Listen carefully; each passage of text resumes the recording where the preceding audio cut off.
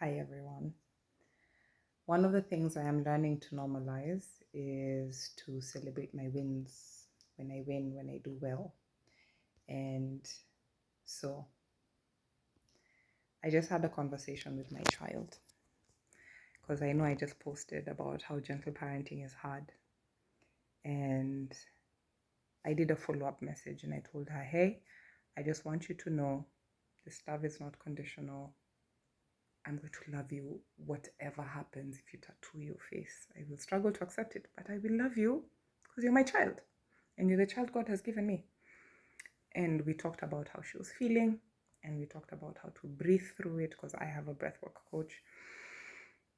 And we talked about, I taught her how to question the voices in her head, the gremlins, as Brene Brown calls them.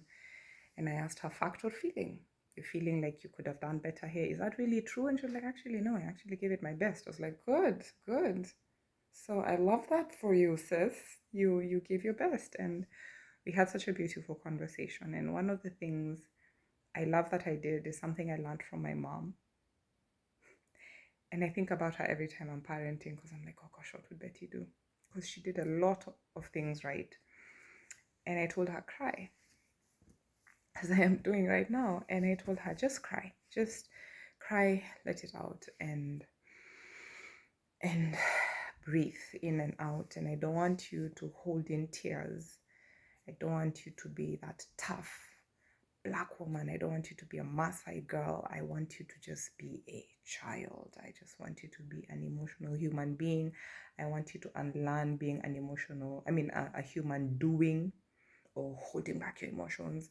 And I told her some things that I've learned about letting go of that trope of the strong Black woman, and just, it was so beautiful.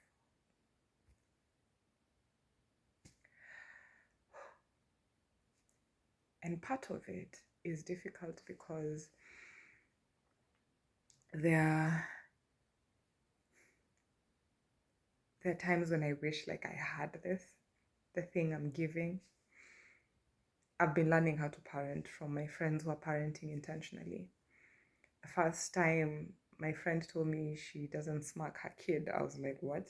Children are supposed to be spanked. And then she told me, and I think this was Jules, she actually said it's more effective to take away thing X if thing X is problematic. Like if I tell her, don't, you have 10 minutes on this app or watching this cartoon or 15 or whatever, and then it's just to tell her, okay, it's time, we have to shut it down, and of course there'll be a tantrum or whatever, and it's fine, she can feel her feelings. And Jules was like the first person who showed me gentle parenting, and I was like, well, what is this? I resisted hard, but then, of course, I didn't disrespect her enough to spank her child rather, our daughter Maya, but like, I resisted. In the same way, the first time, my therapist knows I'm still resisting conversations around feelings, but I've gotten so tired of getting my feelings hurt. And I've gotten so tired of repeating certain patterns in my life, especially around my health, like ADHD, burnout, just setting those boundaries. I'm learning how to, but then the lessons that I keep forgetting, that I need reminding around, and but especially in my relationships with men, and forming an identity around my trauma, like especially with the sexual assault and harassment, and that it's happened more than once, and wondering, am I projecting that this should happen to me, and finding myself in tricky situations, and just saying, surely there's something that I could be doing differently. Unfortunately, the onus is on us as women to worry about being safe, because we are not yet at a point where we have educated our men and our boys to respect us. And so even as I'm telling my daughter, you're going to meet someone who respect you and love you and treat your body honorably and stuff like that, there's of course like a part of you that's feeling, because that's what I really wanted to find the first time round. And it's been quite a few attempts and we are still trying to figure it out.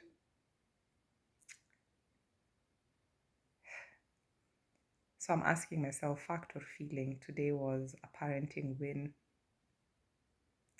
Fact and feeling. Because I am feeling it here.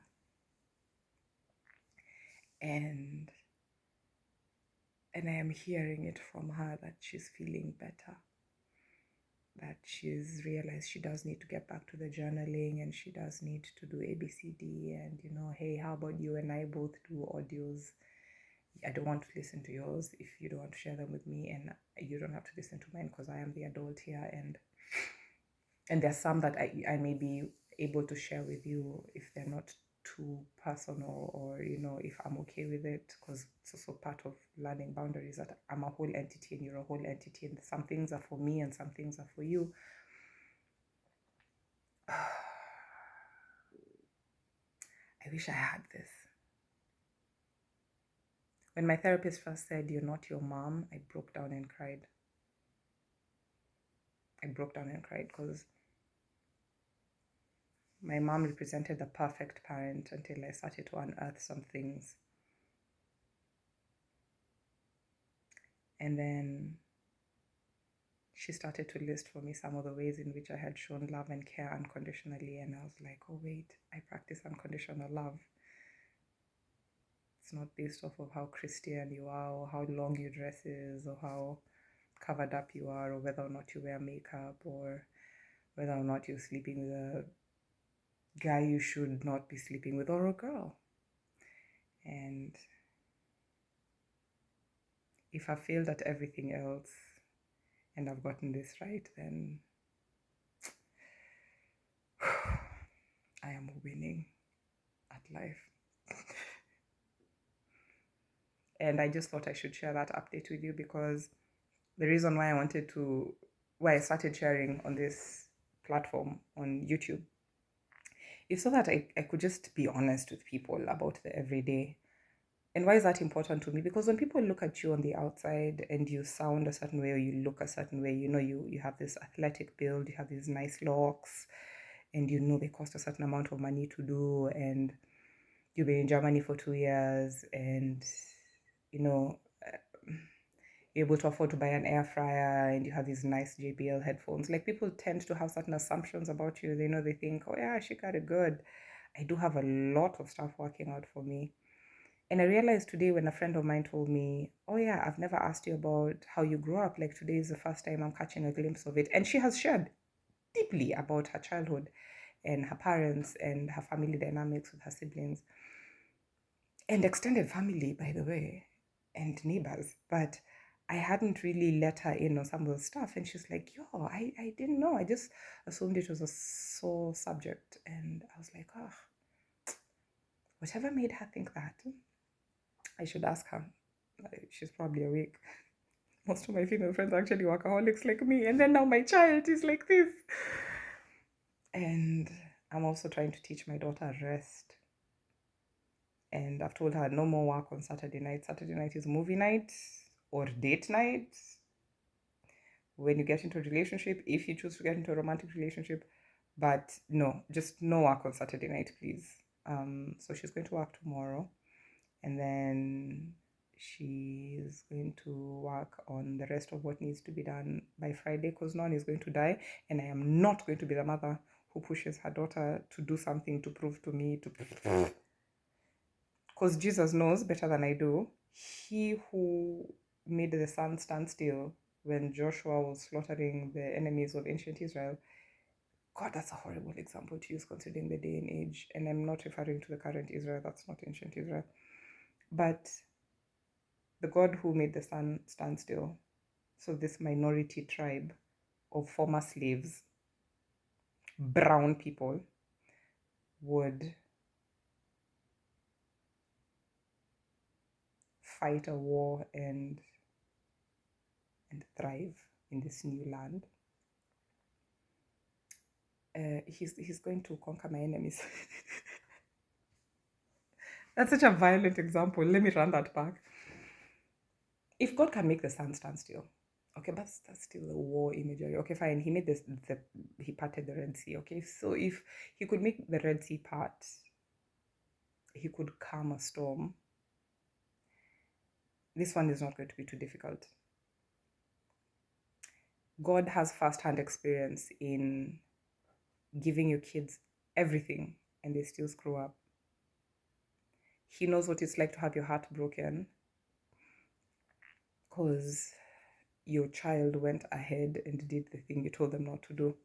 And in this case, it was just my child taking on more than she could handle and being unable to tell me because she wanted to make me proud. So that's not on her, it's on me. Because I need to model for her that it's okay to come as you are.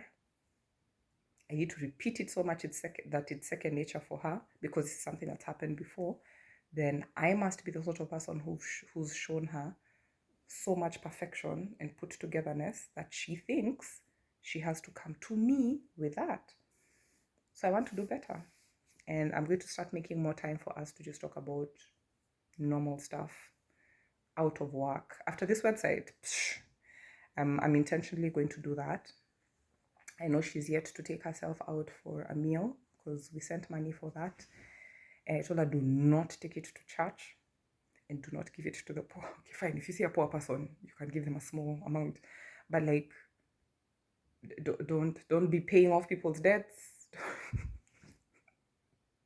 I swear, when I talk to her, there are times I come back and I'm like, Sharon, listen to yourself.